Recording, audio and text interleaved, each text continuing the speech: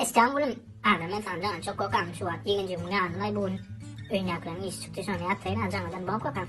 Hadi bay bay. Tani gitsin. Tani. Daha ilk kaydıp be ayda. Ben sana ilk kaydıp diyecekler. Yönetsen tecrübe çıktık. Bu bakalım. Boya yatacak. Harikın, haberiyorsun. Arkadim zamanı, o yüzük artık küçücük kadar sırdaş kalktı. Parayı varken, günlerle barın orta koydu. Mamasına, plastik bir ekip parayaka. Onun önünden çanacık çıkıp izi koyuptur. Hava, yankı genel olmaya çok ne bitiptir biliyor musun? Mamasını soğaniyere sal koyuptur. Ondan, ha? Hadi canım. O sen bu fırında laylanayım. Alkas, хватит orada onu.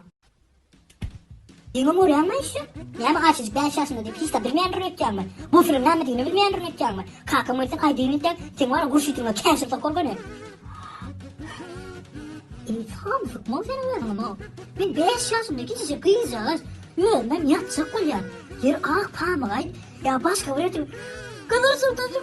Yiyecek var ya. Ne geleydi ben alayım. Ne getirdi ne? Kızım oynayayım ya. Şöyle gidip oturayım ya. Yürü dayıcan. Babasına mı yapıp git.